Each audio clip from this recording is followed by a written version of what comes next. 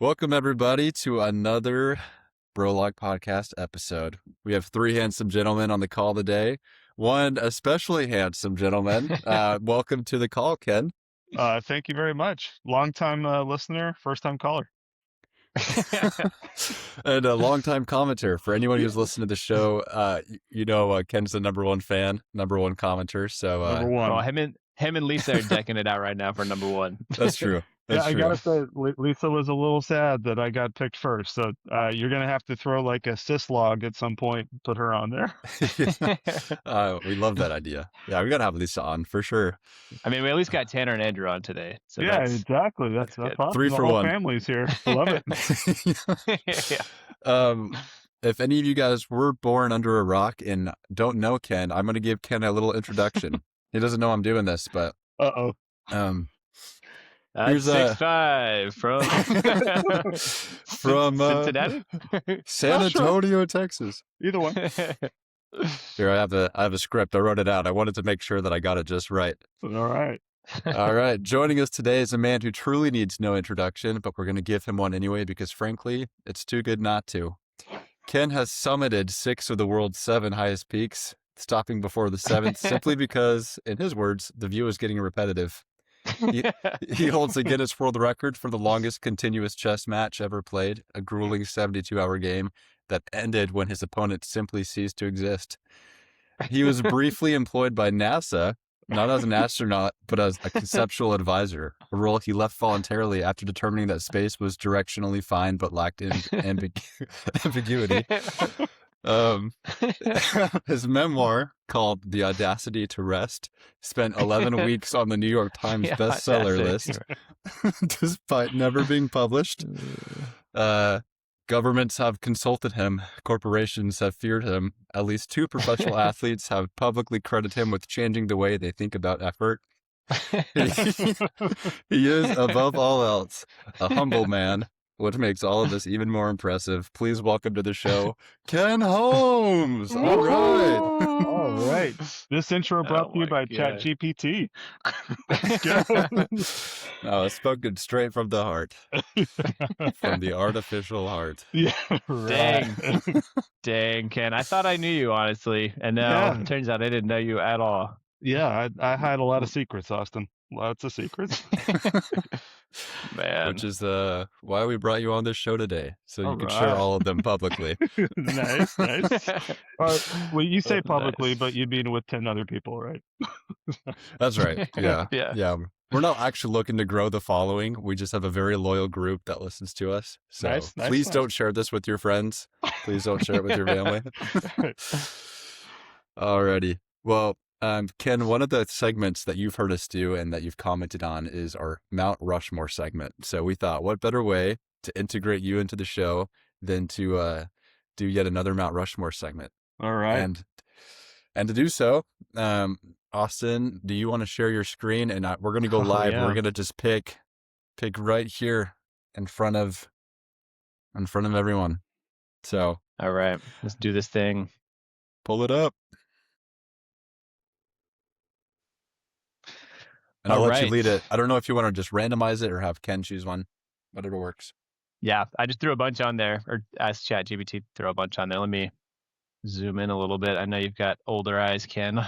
Thank you. Appreciate that. I was going to have to bring a laptop. Tell me if that's enough. Oh, yeah. Too close. Little too close. Okay. So I've got like 20. Your prom date said too. It broke it. And it said, so I'm just gonna keep scrolling. When there's one that jumps out, just yell at me. Maybe don't yell. I kind of like the things that feel illegal but that aren't. That sounds pretty entertaining. I like that one too. All right, like shoplifting, you know. Wait, crazy. Wait a second. From your parents' pantry, yes. Yeah. Okay. Interesting. Things that feel illegal but aren't. Okay, so we'll do snake draft style like we normally do. So Ken, do you want to start us off? All right. So I'm just supposed to kind of make something up here along the theme. Yep, we're going top 4. things that feel illegal that aren't. Wow. If you don't have any, if you need some time to think, I've got one. Yeah, give me one. Okay, I'll go first. So this is kind of specific to Hawaii, but when Grandpa and Margine visited, they were staying at a resort, and their pool did not require any sort of like wristband or anything. So technically, you can just park down in Waikiki, walk up to the pool, and just use the resort pool. And Oh, wow. that is kind of borderline. Probably not. You know, it's probably frowned upon in the resort community, but there's nothing stopping you. I say go So, for it. yeah. So using resort pools for free. That's mine. Nice. All right. I'm gonna have to go with along the same lines. We were actually just talking about this the other day. Walking into a hotel breakfast when you didn't stay the night, grabbing Ooh. breakfast, I've coming dude, out. I've thought about that so often. I know, Yeah, for you just real. like You free wonder, continental breakfast. That's a good one. There's no way that they know the faces of all like 500 people that are staying at the hotel. So No, No, definitely not. and if you like come through a back door, it just looks like you're coming from, like one of the rooms or something. exactly. Not that I've And- done this before, but that's Yeah, great. yeah. You That's a sound great like one. an expert. Oh, nice. Yeah, yeah. You put And if on you a have like a little service card uniform. that looks like a and- room key, then you're really set. Yeah. If you That's a walk good into one. the kitchen and help bring out the food, then no one's going to stop you. You're like, listen up, everybody. We got Yeah. scrambled eggs again from a bag. Yeah, that's a good one. Okay, I will say anytime I go to Costco and I get a hot dog for $1.50, hot dog and a drink, that feels illegal. That is a steal of a deal. I'm like, Ossifer, slap some cuffs on me. Yeah, too good. That's why they call it a steal of a deal. Let's see. The second one, I feel like if Don't you go rotisserie chicken. I know you're thinking of it. yeah, Thanks, just, man, but- just all Costco related. Yeah, the second one I would say if you go to like wedding crashing, right? Ooh, You go good to a one. wedding that's not yours, you're not invited to. It's kind of the same concept of like benefiting from a hotel breakfast that you didn't pay for. You get to get to Uh-huh. enjoy all the wedding party and the food and whatnot. Is your strategy there also to pretend like you're cooking the food? I have no strategy because I've never wedding crashed. Yeah. But yeah. All right, that's a good one. Okay, Ken, you got next? Yep. All right. No judgment zone. All right. We didn't say that. This is not Planet Fitness. Yeah. This is definitely a judgment. All right. So how about you're at the beach, you're swimming in Sure. the ocean, you really gotta go to the bathroom.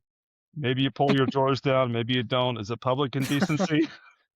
It feels like it should be illegal, but nobody's ever gonna say anything to you. You can't really get caught unless you come, the wave drops and all of a sudden there you are, but Oh, All right. my So goodness. pooping in the ocean, is Yeah, that what it is? That's what we're going with. I mean, if you want to put a label on it, Austin, go ahead. Oh my gosh. That's Oh, why I I'm always say labeling that.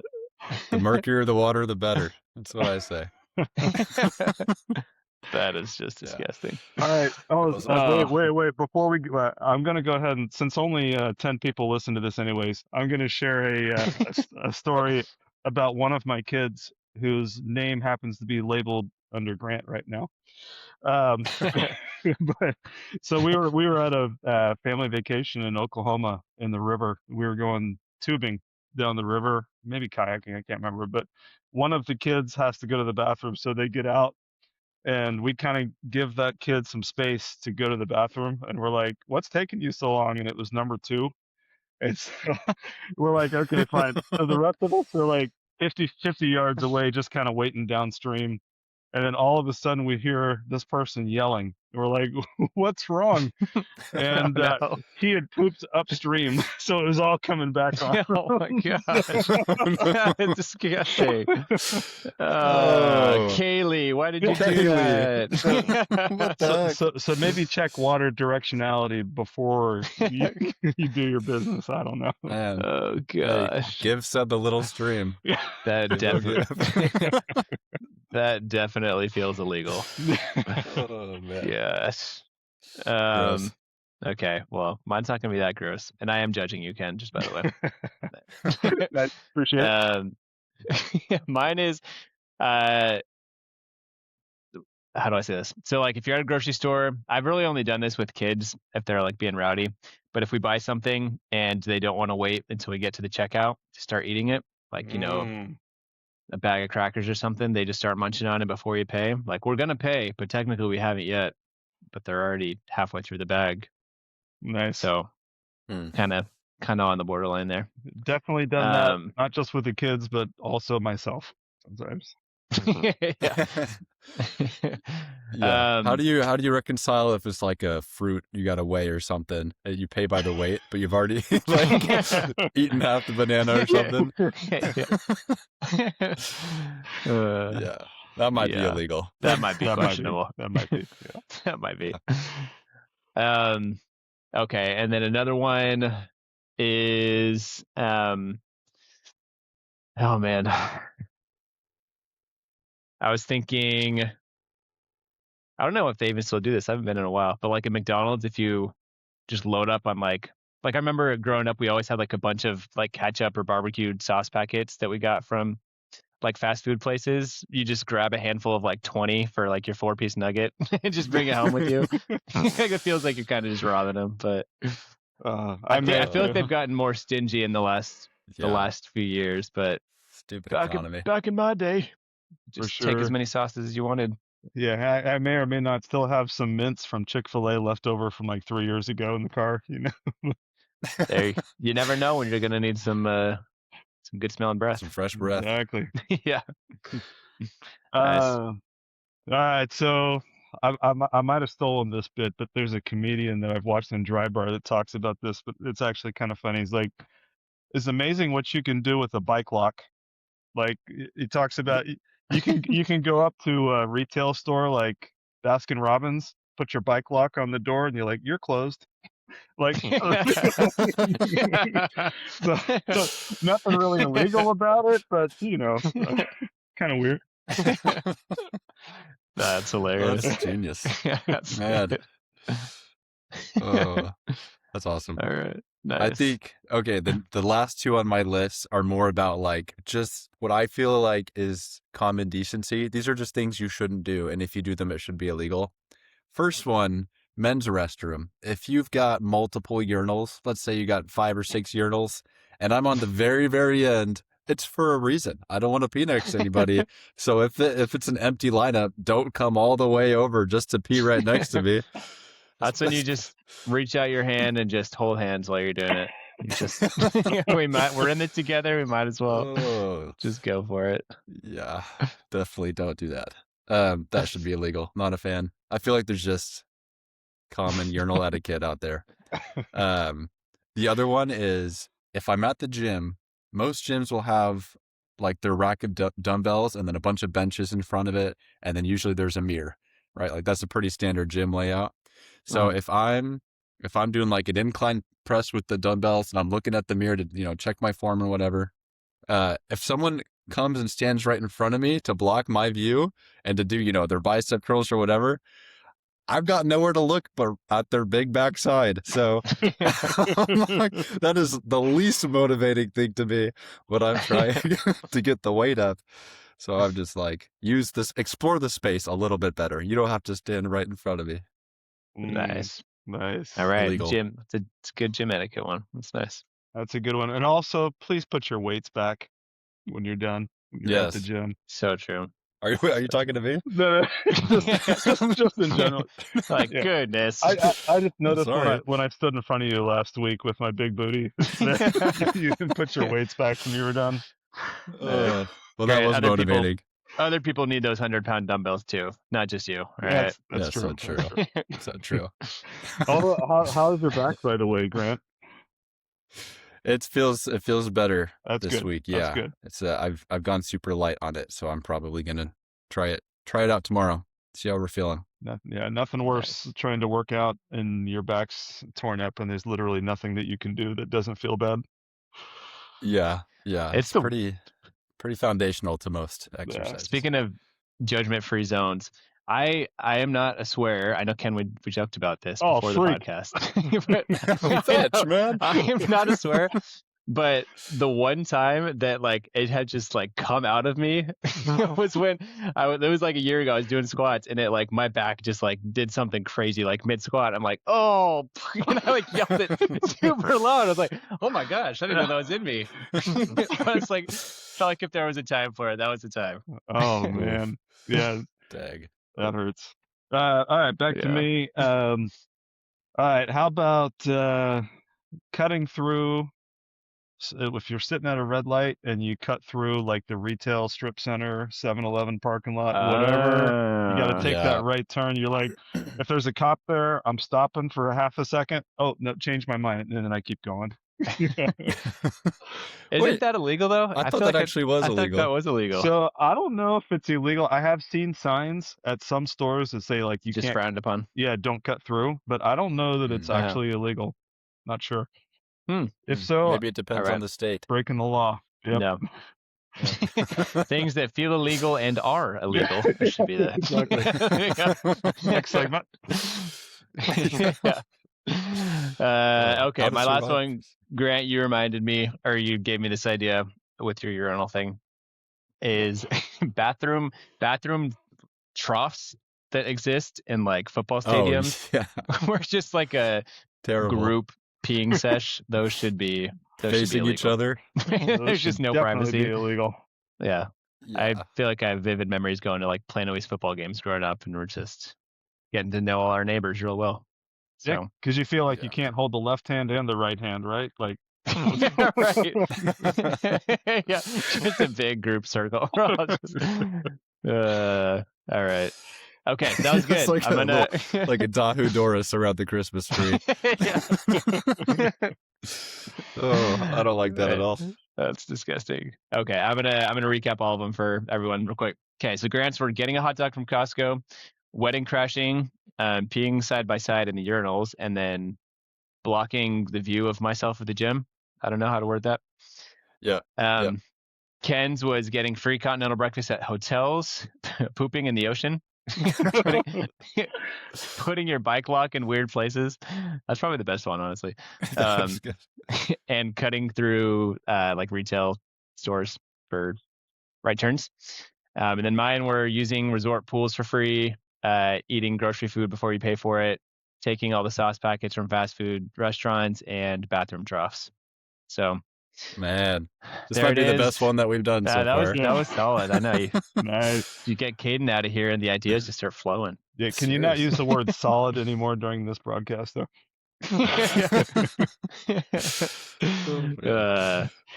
All right. And with that, roll the music.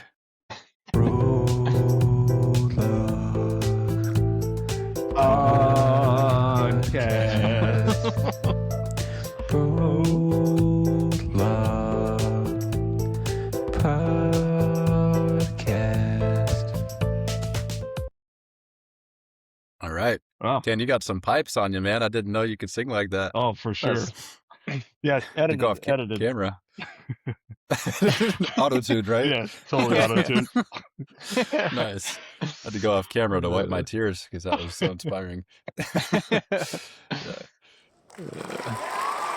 Oh, nice sound effect. Wow. Nice. Good. Wow. That's a lot longer than I thought it would be. Encore, yes. Wow, hold on. That's a 36-second sound effect. Wow. That's nothing for Ken with all the things he's done. He's probably used to all this. Oh, that's funny. All right, let's do a little weekly catch up. A little weekly mustard, a little weekly mayo. I knew it was coming. Condiment of choice. And I'm thinking that we should start with our guest of honor. Ken, I know you've had some stuff going on that you want to talk about. Yeah, so first of all, Spurs advanced. Woo-woo. That can be part of my weekly catch up Well yesterday. done, yeah. So Spurs. way to go, Spurs. I'm gonna try to throw the Spurs into every segment here today if we can. Just We will edit that out in post production. ouch, ouch. Yeah. Yeah, so the biggest thing is we had the event actually happened a couple weeks ago, but I went outside and I had a water leak streaming out of the side of my house and thought that's probably not a good thing. And went and it was touched it and it was hot water. So I was like, okay, that kind of eliminates some stuff. So bottom line is, a week after that, we were in an Airbnb, and after like 30 hours of phone calls and talking to what feels like 15 or 20 different people, all the insurance stuff and everything else, but they're tearing out our whole kitchen is pretty much already gone, and Wow. replacing Dang. pretty much almost all of the flooring downstairs except for one room, which is a bedroom, which will keep its carpet. But once they take out a couple pieces of tile to get to it, then all the rest of the tile has to match, and everything else was tile. So they're ripping all that out. And anywhere where they're doing tile, they're doing baseboards, and anywhere where they do baseboards, they do new wall paint. So we're getting cabinets, wall paint, baseboards, everything. Oh my Granite, gosh. yeah, the It's full like a brand new new house. Whoa. full new kitchen, everything except for the appliances will be replaced in the kitchen. So, anyways, that Wow. we're supposed to be here Dang. actually living in Fairview for now. So that was the closest Airbnb that we could grab was in Fairview. So unfortunately, a little further away from stuff than we like, but at least we're settled in, and we've got 2 to 3 months that we'll be here. That's Dang. That substantial. is That's a lot. crazy. Yeah, it's crazy. Do you think this is Lisa's way of telling you that she wanted a new kitchen? She's No, like, what would happen if I just broke this pipe? I'm just curious. right. Yeah, the crazy thing is that we actually we didn't it wasn't a full new kitchen, but we just had the cabinets repainted because we had the old wood look. And so Uh-huh. I had everything painted like less than a year ago. So that's kind of sad, Man. but Wow. this is going to be more of a complete because of, floors, cabinet, and the granite countertop. Like literally everything except for the appliances will be changed out. So It's a big So how long project. was the water like leaking from time you noticed it to when it yes. was like So the weird thing stopped? is, like, I'm pretty sure that I caught it within hours of it happening, which was crazy Mhm. because it could have gone on a little bit longer. But so after I saw it outside, and I'm hardly ever in the backyard. It was just random that I was out there and saw it. I came back into the kitchen and I was trying to figure out like what point in the wall this issue was. So try to see if I can see anything from the inside, and all of the tiles like right around that area were all hot. And I was like, oh, okay. So the hot water was obviously getting like underneath those tiles and everything. And then within a few hours, it started seeping underneath that cabinet. And so we started putting towels down and all that kind of stuff. But Mm. Yeah. I caught it within a few hours for sure. And then we were still in the house. It took us a week to kind of go through insurance, find housing, and all of the things. And so I was basically I would every time somebody wanted to take a shower, I would just go run, turn the hot water heater on, turn it off, and one day because it was getting worse and worse like as time went on, and so there was one day Kaylee came home and she took a shower, so I turned the water on for her, and I knew I was going to take a shower like 2 hours later, and so I was like, I'll just leave it on for the 2 hours, like no biggie. And I went out to go take my shower, and like half the kitchen had a puddle in it. I was like, oh crap. Oh my Oh my god. I gosh. spent like 30 minutes That's like mopping up crazy. every towel we had, mopping it all up, and I was like, okay, I can't do that anymore. But I think if when it's under load, like if somebody is showering or whatever, then it was fine because somebody was actively using the hot water. But if it was just sitting Right. there, Mhm. then it was coming out like crazy. So I was It like, had nowhere to go. yeah, Yeah. exactly. But Dang. yeah, it got into, I don't know if you guys have been to our house, but it got into the front piano room, the carpet in that area, Mhm. and then spread far enough that they demoed all the lower cabinetry. there was they sent me a message yesterday, and they're like, yeah, like we opened everything up, and there's definitely some mold and stuff in here. So they kind of taped it all, like the main rooms are all sealed and taped off, so you can't get in there. And while they're doing all the mold remediation and that kind of stuff, so it's kind of a war zone in there right now. It's Jeez. crazy. Oh man. Yeah. That's crazy. Yeah. Jeez, the joys of home ownership. Exactly. Yeah. So that was pretty much our week. Our weeks actually. So Yeah. Jeez. That's like when Grant flooded our whole downstairs back in the We day. cannot confirm that was me, whoa, but whoa, what We're happened? pretty What happened pretty there, sure Grant? it was. no toilet is a match for my bowels. Let's just say that. Wait, That's a brag. were you up? Was it upstairs and came down, like flooded down? No, it was our downstairs bathroom. Okay. But yeah, jury's still out if that was me or Dad. It was one of us for sure. We've narrowed it down. I'm happy to follow the sword if it makes him feel better. But yeah, I always that was thought the it was first you. time. Yeah, That was the first time. I was gonna say that's a total brag, Grant. You shouldn't let that one go. That's total brag. I said it with my chest. Grant 1, toilet 0. Yeah, exactly. I brought the house down. So yeah. All right, Austin. How was your week? Pretty good. I know we talked just a couple days ago, so not a ton to update since then. We've actually got a weird toilet thing going on too. It's just that's what it is. But our downstairs toilet, it basically sounds like moaning Myrtle is trying to escape, like all the time. There's just a super annoying, incredibly loud, high pitched noise that happens. Wait, what does it sound like? I'm not gonna do it. It's just like super loud. Okay. And it would it hit it for the last couple months. It would come up and it would do it for like 20, 30 minutes on and off, and then it would stop. But it just does it all the time now, unless we turn off the water to it and then put a little stopper in there so the thing doesn't refill. So we're down a toilet right now. We're trying to figure out what to do with it. But yes, that's been our toilet story of the week. But Luke keeps forgetting, so he keeps using it. So I keep having to go in there and take care of it, which is just fun. Also, one more story from this week. We went to the beach yesterday, and then I went to Costco after. So we drove 2 cars, and I forgot my phone that had the grocery list and everything in the other car. And it was the first time. It's kind of sad. This is the first time I went an extended period of time without my phone in what feels like months. And I felt so free. I was like, oh my gosh, I'm untethered right now. Are you kidding me? I'm just walking around, didn't nail the grocery list at all. I forgot a ton of stuff. It was not efficient. but yeah, it was a weird. I was like, should I go back, drive home real quick and grab it? I was like, no, it's the opposite direction. I'm just gonna go for it. And it was nice. You I think I might do it more often. Yeah, I should. Yeah. I know. I have to have it on me most of the time since it's my work phone too. But I was like, it's later in the day. No one's gonna be calling me right now, so it was nice. I read a study. It was a long time ago. It was probably 10 or 15 years ago, but basically talked about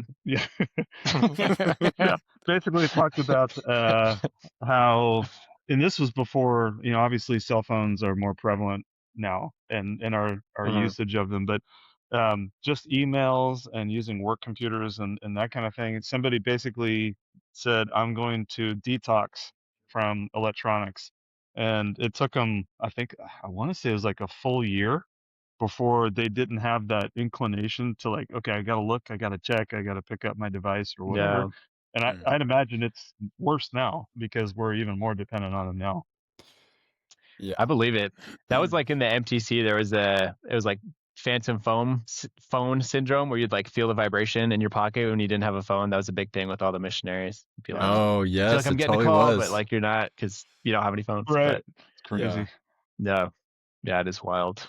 I wish I could detox more, but yeah, it's just with the work, I just have to have it close. But yeah, I wonder how long that would actually take now. Yeah, everything we do on it. I know we were talking about this.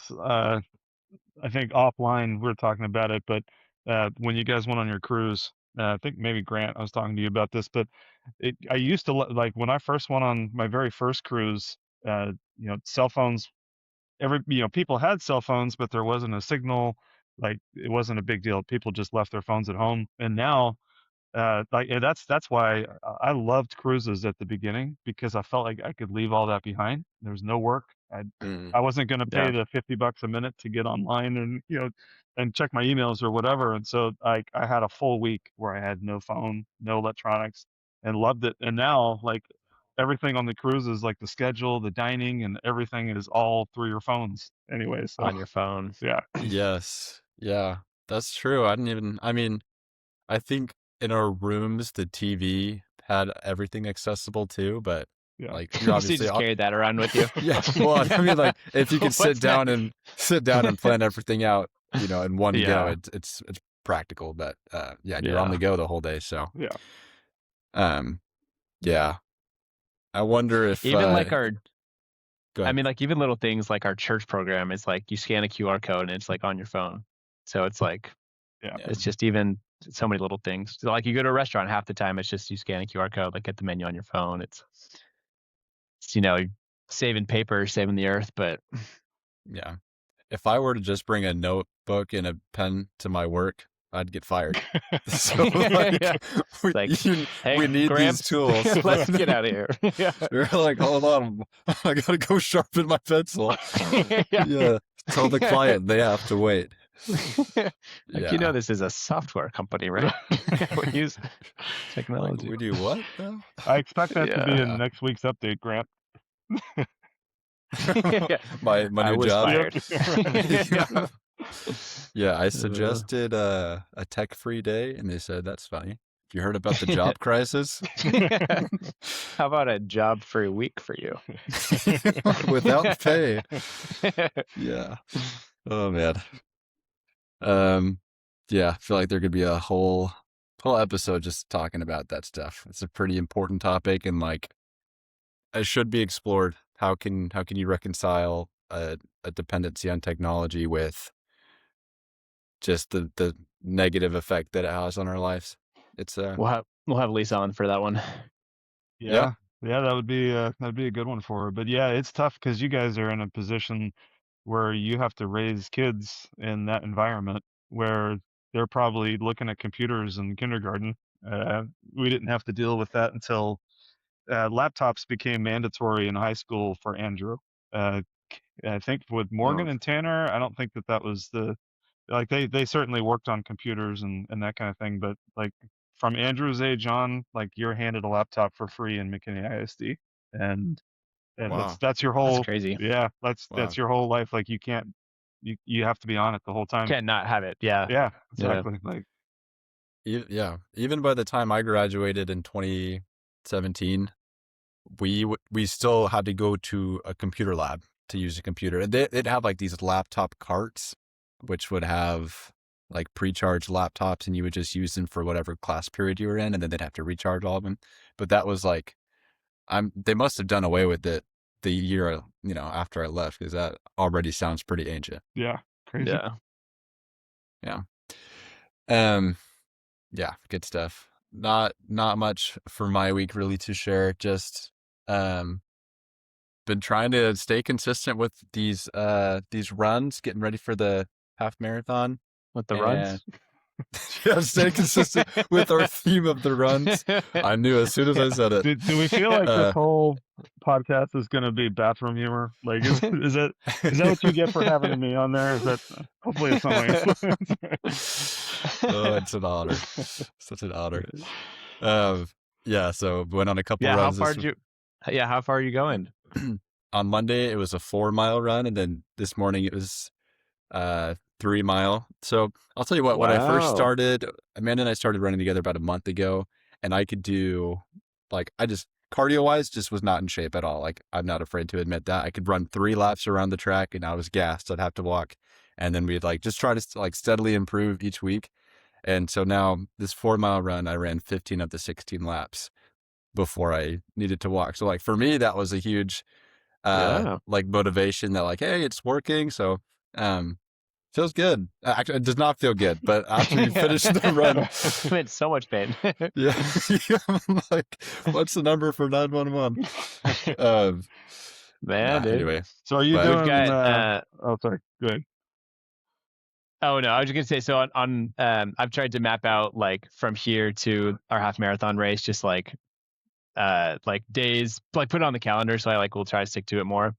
And so Haley was looking at my calendar the other day and she's like, I see here you've got like 4 miles easy. Like, why are you saying like 4 miles isn't easy? I'm like, no, I'm not saying it's easy. I'm doing like an easy run. Like I'm not trying hard. It's like, oh, that makes more sense. I was like, yeah, I just thought it was funny. yeah, I was just yeah. putting And like what 4 world is miles 4 miles? easy. Easy. 8 miles. What a joke.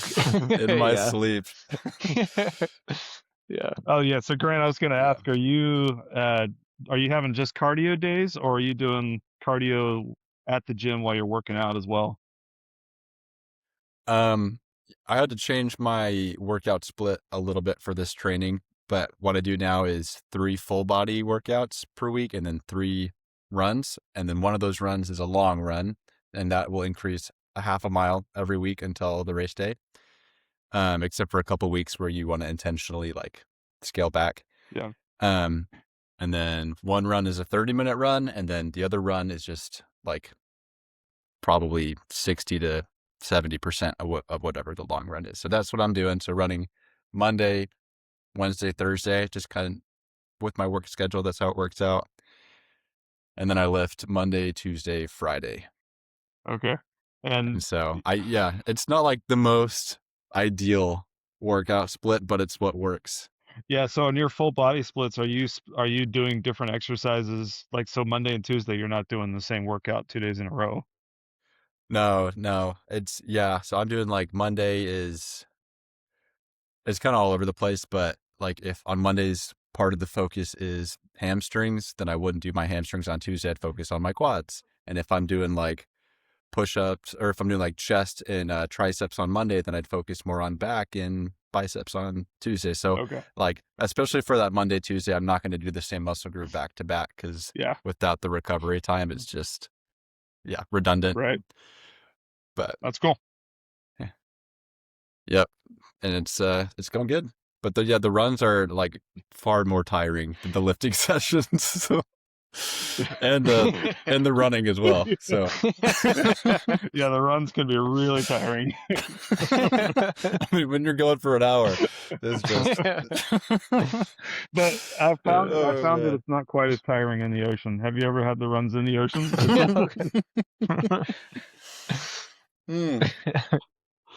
It's a bad time to take a sip of water. Oh man!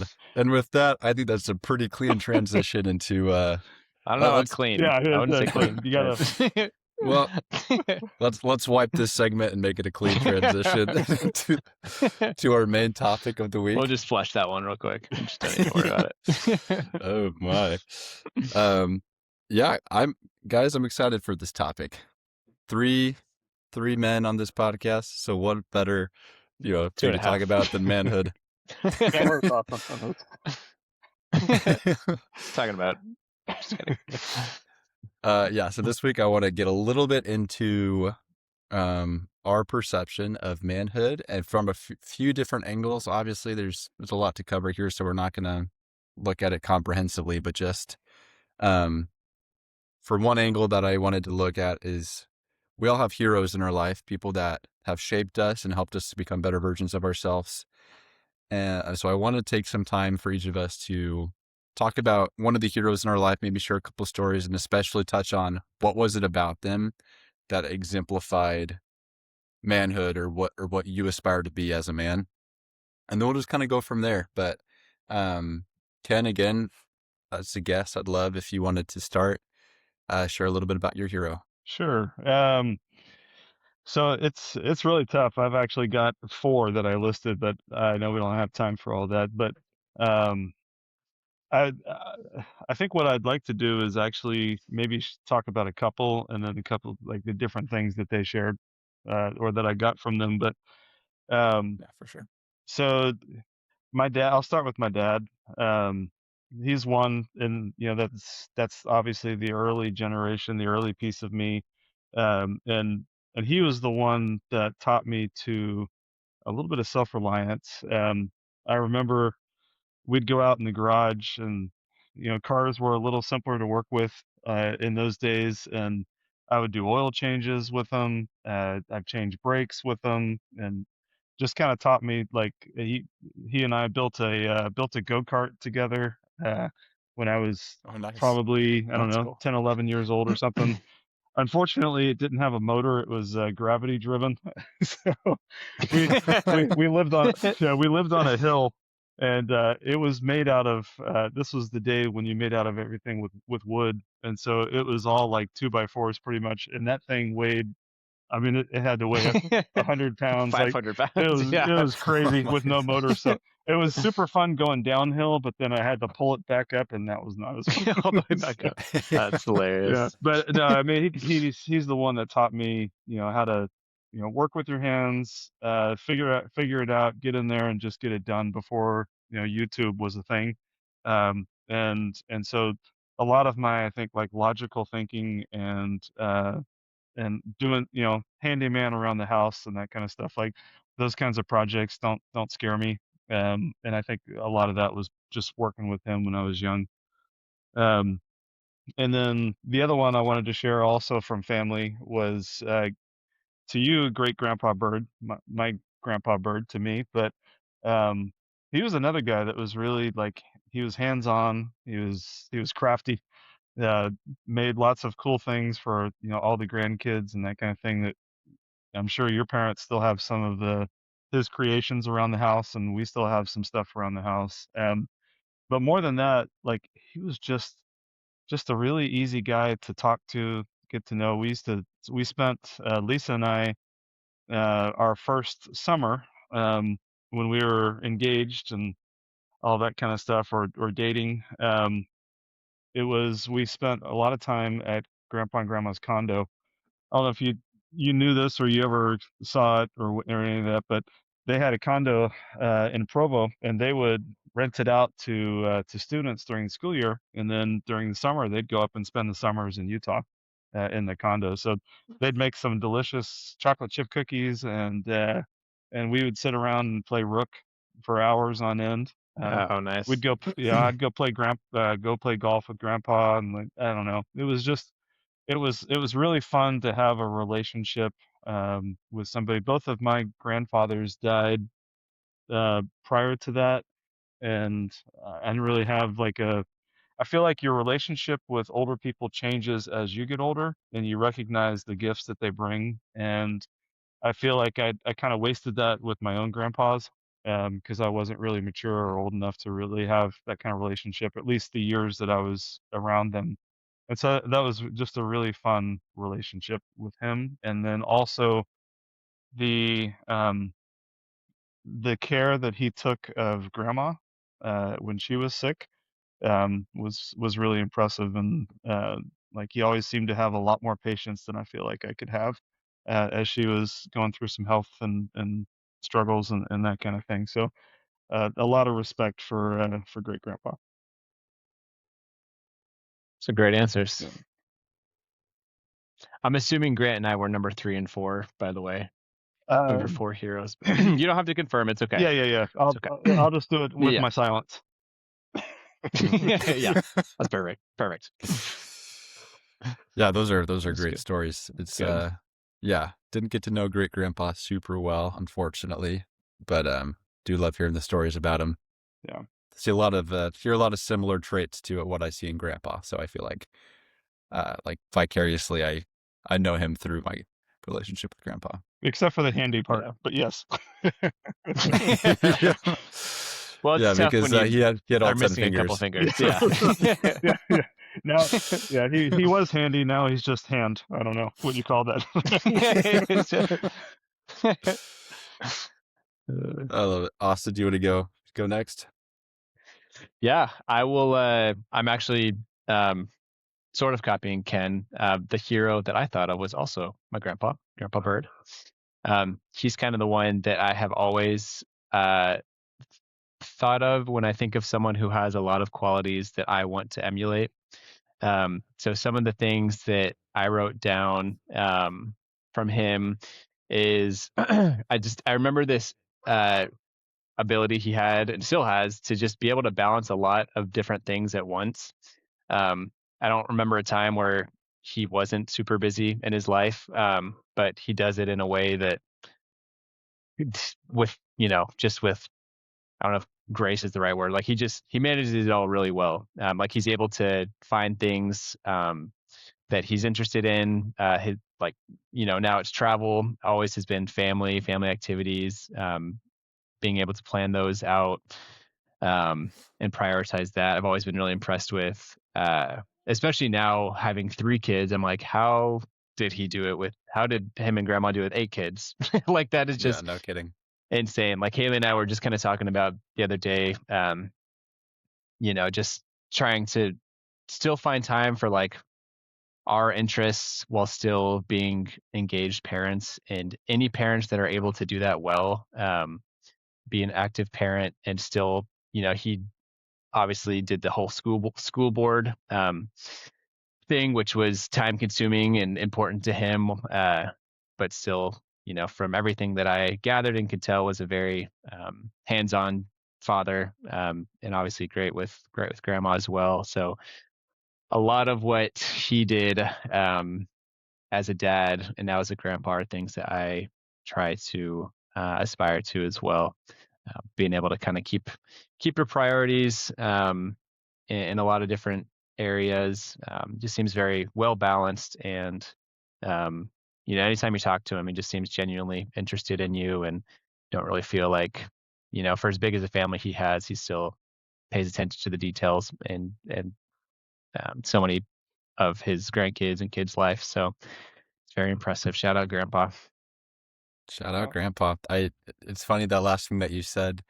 When I was on the cruise with Grandpa back in February, um, one of the questions I asked him, I was like, Grandpa, you have over 40 grandkids. What what approach do you take, or what pressure do you feel, if any, to like have a relationship with all of your grandkids when there's so many and there's just one of you? Um, and I don't remember exactly how he answered it, but he was just like, oh, I don't know. I just love being with them. And when I'm with them, it just feels easy, or, like something to like that effect. And what that taught me, like what I thought he was really saying, is he just doesn't really spend too much time worrying about the outcome. He's just an active participant in the moment with his grandkids. And I think that's why we all feel like it's so special, because he is never the one to worry about, are all 40 of my grandkids and 8 of my children, and, are they all having the best time right now? Or are they all feeling seen and heard by me? It's more like, who's right in front of me right now? Am Yeah. I able to just be, who I am in my relationship with them? Yeah. Yeah. So, It's a good way to put it. yeah. Shout out Grandpa. Um, Ken, did you ever know Bruce Rougeau? So yeah, the beard, right? Did he have a The did he beard. have a did he have a beard back in the day? It's May, scruff. Okay. he had some scruff. Okay. Yeah. Yeah, Never they were You probably met him. yeah, He was around. yeah, they were at our wedding or wedding reception. They were they're part of that old school Plano families that were kind of yep. around. I never really like hung out with them or anything like that, but yeah, like I think I know who he is. Okay. Gotcha. Yeah, I had a feeling you might, just because, yeah, being a member in North Texas, you tend to know people even from other states and whatnot. Um, Bruce Rougeau was my young men's leader, basically all throughout young men's, from time I was a deacon in some capacity up until I, became an elder and left on my mission. And so he's a person I want to choose as my hero. He passed away a few years ago, unfortunately. But he was one of the most influential and most active mentors in my life that I had at a very pivotal uh, time, my teenage years, trying to figure out who I am. And couple of stories that stick out with Brother Bruce, as we called him, is for one, he was really invested in me, just as a person and as a young men's leader, and how I was preparing for a mission. So one of the ways that he helped invest in me was financially. I remember he would always pay me to do odd jobs, like help him build a fence in his backyard, or um, coming up on my mission, he would ask all of his contacts, is there any yard work or housework you need help with? I have this great young man grant who's willing to help out. So we actually like uprooted somebody's tree in their front yard and like, broke it down, took it to the dump, like a whole day's worth of work. And Brother Bruce supplied all the tools and was there by my side the whole time doing all the work and didn't accept $1 for basically taking the whole day to help me with this. And that was just the kind of man that he was. Um, he also hired me for a few months to work on a construction site with him where we did some of the IT stuff, like running cables through just kind of through the frame of the building, which was a really special time because there was a lot of one-on-one time with him where we'd work the whole day together and he'd pick me up in the morning to drive me out to the site. And early on, he asked me to be ready a little bit earlier. So he picked me up before the sun rose and we drove like 30 minutes out of our way to what he called or like the best bagels in town. And looking back, like they were great bagels, don't get me wrong, but looking back, I think really his intention was just to have more time in the car to talk to me and make sure that I was doing okay. I was about to leave for college, about to go on my mission. And I think he saw in me some of the anxiety and the fears I was having. And like, I just remember he was really patient and always had a way to like talk about things that were difficult to talk about. So I just really, really appreciated him for that. And the last story I want to share about Brother Bruce, Austin, I don't know if you've heard this one. There was, and I can't remember the name of the city, but there was a city about an hour and a half away from where we lived in Plano that was hit hard by a tornado. So our ward was called upon to assist with the tornado cleanup. And the morning of, the only people to show up were me and Brother Rougeau. Just him and I at the parking lot. And we're like, okay. He said, Grant, like, if you want to go home, that's no problem. Like, thank you for showing up. That says a lot, but you don't have to go if you don't want to. And I felt like it was important to go. So I went with him. And when we got there, it was a big project, like a lot more than we could do on our own. A lot of other people from the community showed up, but Brother Rougeau is just such a natural leader that, like very quickly, just got to know everybody, was super kind. And I didn't learn this until months later when his wife told me, but I was the only young man that he ever taught how to use a chainsaw. Nice. And he taught me how to use a chainsaw so we could, cut down some of these trees. And not like 5 minutes after he had taught me how to do it and seen me do it successfully once, the field that we were working on caught fire. So he was like, Grant, I need you to take this chainsaw and all those little trees over there where the flames are approaching, I want you to cut those down before the flames get to it, climb up the tree and, start spreading in a way that we can't control. So I'm like, what? Okay. I'm sprinting across the field with the chainsaw. And I'm like, what is going on? Luckily, I think the Lord was protecting us that day. I, cut down the trees and we were able to stomp out the flames. But, that is kind of wild at like a high level. Like, hey, this young man, take this chainsaw and run over to the fire. I know. I'm telling you. Yeah, make a great movie scene. Yeah, don't forget to take the can of gasoline with you when you go. Yeah, really. Yeah. It was like, dude, if I put it on the fire or the tree, which one? Here's a cigarette too while you're at it. Just bring it over just in case. Yeah. So the character trait that he taught me that day and several other times, and just in that specific example, is trusting others with responsibility. I can be a little bit of a control freak. I like things done my way. I feel like if I can put my mind, put my mind around it, then it can get done pretty well. And he taught me that there's a lot of value in trusting others with responsibility, even if they might not have all the skills or all the knowledge. But and he invested in that a lot with me, so I'm grateful for that. The end of that story is once we had finished with the cleanup and put out the fire and kind of like the craziness was over, the group of like a dozen of us that were there doing all the work, gathered around because Bruce gathered them around. He said, come around my truck. I want to feed you guys some watermelon. He had the foresight to bring a couple watermelon. He sliced it up, handed it out to everyone. And anyone who knows Bruce knows that with his thick Arkansas accent, he was not the most gifted vocalist, not the best singer, but he taught everyone there how to sing what he said was his favorite song, Have I Done Any Good in the World Today? Oh, cool. It was not a church-sponsored event. No one else were members, but he wanted to pray with them and feed them watermelon and sing a song about service. And I just, it shows me that a man can be forward-thinking, he can be kind, just unafraid of letting his values and his morals show to a complete stranger. And it's been hard for me to do. It's something that, because of him, I know it's important as a man to strive for those things. So, long list of examples of how Brother Bruce has touched my life as a mentor and as my personal hero, and definitely miss him dearly. But if I know anything about God and about heaven, that's where Bruce is right now. So thank you, Brother Rougeau. Thank you, Bruce, for being my hero and teaching me a lot of good things about manhood and what I can strive for as I become a man. And anyway, good stuff. I think just with the time that we're at, if it's okay with you guys, I had a couple of things left, but maybe we just choose one of them and talk about that to round out the show. Is there a particular one that you guys feel strongly about?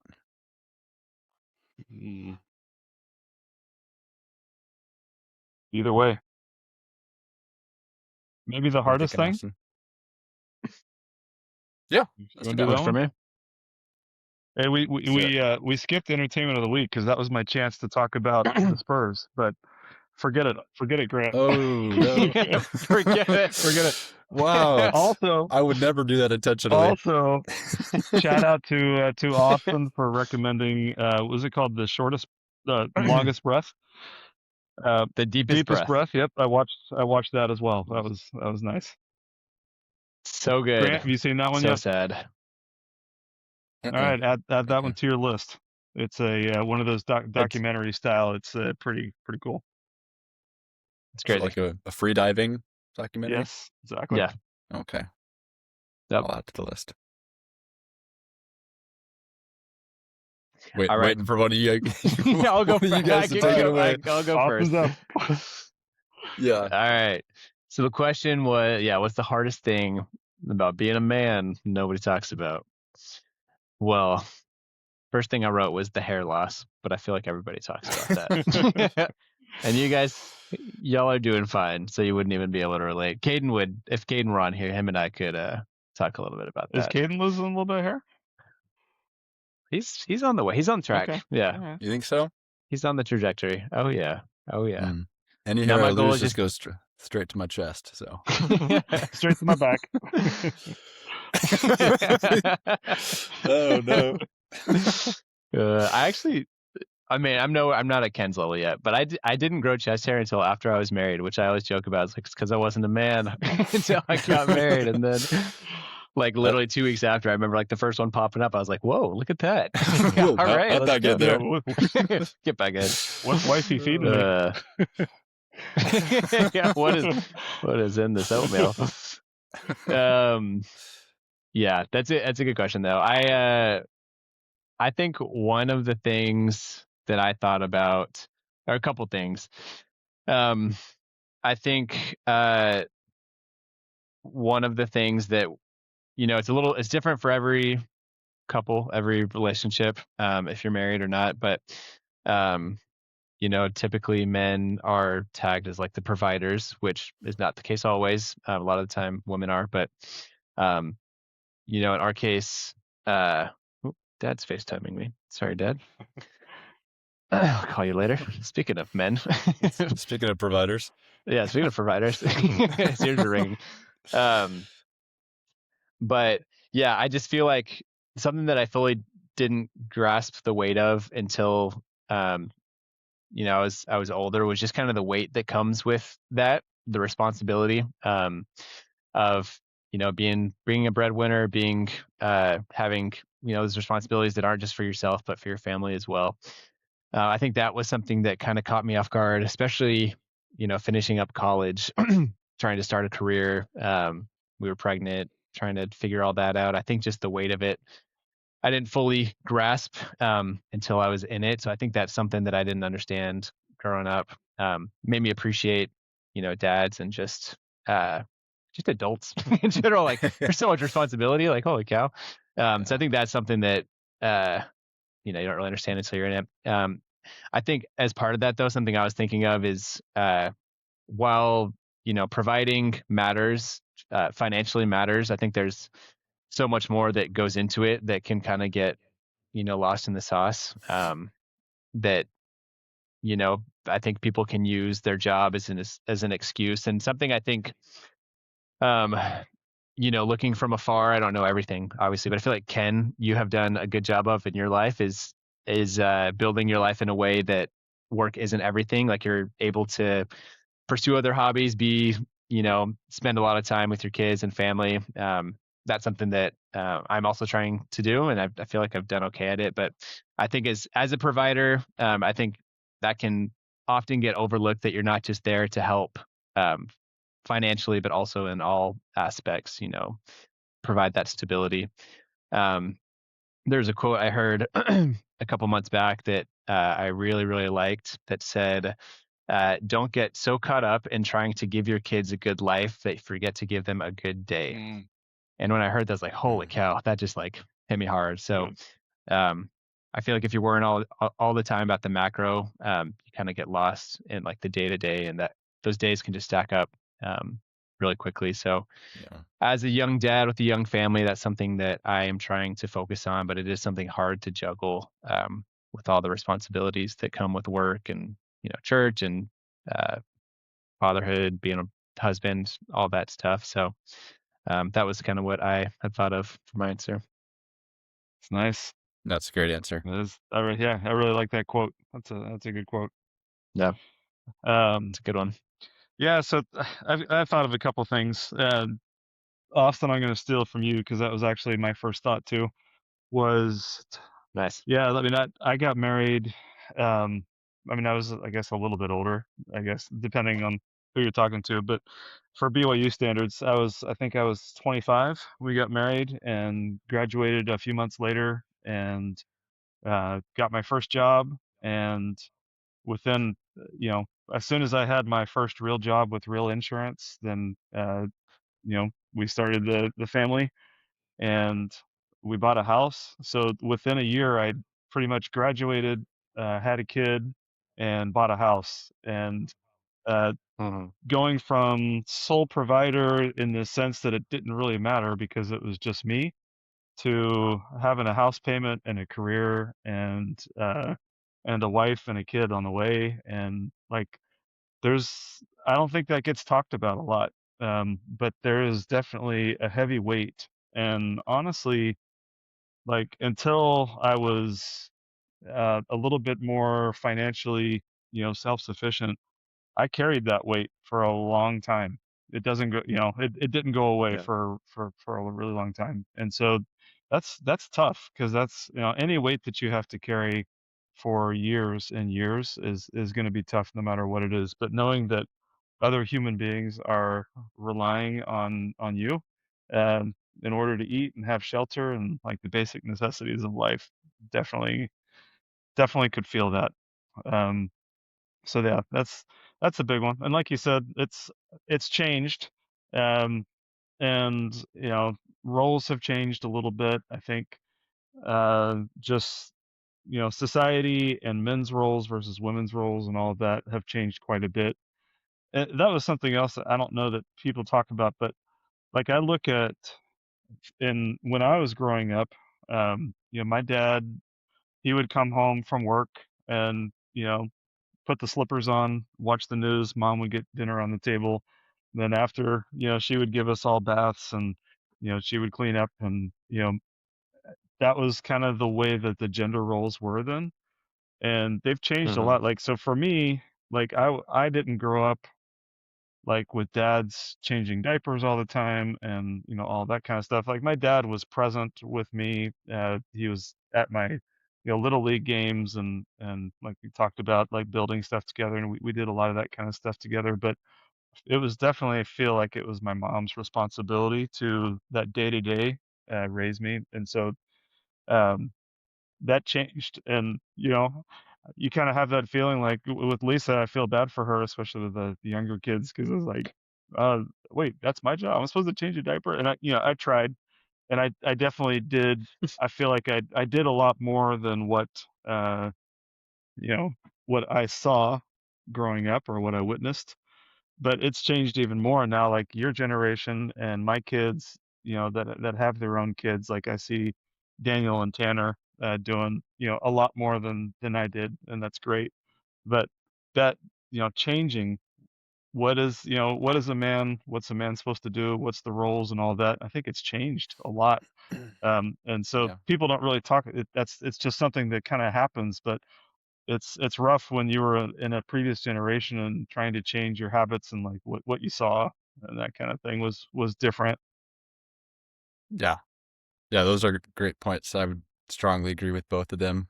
Um, you made me think about the first time I ever really questioned like gender roles when I was a kid is probably being like 9 or 10. I was at a buddy's house, and his dad comes home from work, and I was kind of like used to most dads when they come home from work, like they'll say hi to the wife and the kids, but then like they worked and had a long hard day. They're gonna take a little bit of time to themselves, and then they'll join for dinner or whatever. Um, and I saw him come through the garage door, put his bag down, walk over to his wife, and said loud enough for his kids to hear, he said, "Honey, you're a treasure to me. You're such a treasure. Thank you so much for everything you did today. Let me take over and finish the dishes." And I was like, it was such a like shock It's to like, my hey, buddy, system. that's actually not your job. Like, You dude, go don't watch have to. some TV. You Like don't have before to do that. your wife's gonna get mad. Like, yeah, like it was such a shock to my system. Because I just had never really seen, and this is gonna sound like, our dad never did that, and I'm certainly not saying that, but just the way it was presented to me at that time really made me question, Stuck like, with you. yeah, Yeah. yeah, what do I aspire to? And Yeah. I don't do that perfectly every day with Amanda, but I sure reflect on that a lot and try my best to do that. Yeah, and I do, and I won't take all your time, but yeah, I do think it has changed quite a bit in the last few years, and I think we're like Grant and I were in a similar but kind of different position where, uh, I know you go into the office sometimes, but you also get to work from home a lot. I'm fully remote. It's like I'm around the kids, and I've been super lucky to be around the kids for pretty much their whole life. I traveled a decent amount, but not as much as I was expecting when I took this job. So that I think that does open doors that maybe might not have been open in previous generations, with just the ability to work from home and have a more flexible schedule, Yeah. which is great. Although the idea of not changing diapers sounds kind of nice sometimes, but but the If trade off is worth it. If I told But Amanda that because I'm a man I can't change diapers, I yeah. would be sleeping on the streets. So, Yeah. um, yeah, Ken, the second point you made about emotions, that's where I was gonna kind of take my argument for this question. I think processing emotion across the board for men is not a strength, especially for me. It's like my default setting when emotions start to creep in is to use logic or to innovate my way out of that situation, and like that's my escape. Is I like, oh, what do I need to do to self-improve so that I don't feel this emotion? Like the goal is to innovate and improve my life so that I'm like, I build a shield against emotion, I guess. And yeah, I feel like I've done that a lot, and I still probably do it more than I should. But I think those things are great tools, and they create a path to where you can ultimately process the emotion. What I have a hard time with, and what I think a lot of men share this struggle, is sitting inside of the emotion itself and just feeling it, and processing it that way. Like Tierra would say all the time, like feeling your feelings. And that's hard for me to do. It's hard for me to like, even be vulnerable with myself. And I want to, because I think that truly is where the work happens, not in all this, these side shows that I'm putting on, but it's the feeling uncomfortable, living inside of the emotion itself. That's where the work happens and the processing happens. And I'm grateful that I'm aware of that more so now than I ever have been, because it's something I'll try to work on. And I think if men can tap into that a little bit better, like women do, or like we perceive that they do, then that'll strengthen our. I was about to say race, but that's not the right word.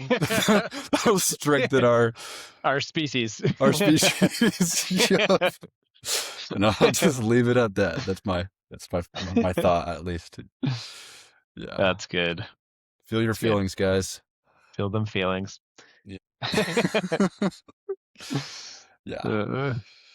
Well, Ken, thank you so much for joining. It was a pleasure to have you, and thanks for supporting us. Yeah. Appreciate you guys. Have a great week, and we'll see you next time. Peace. Love you. Love you. Bye.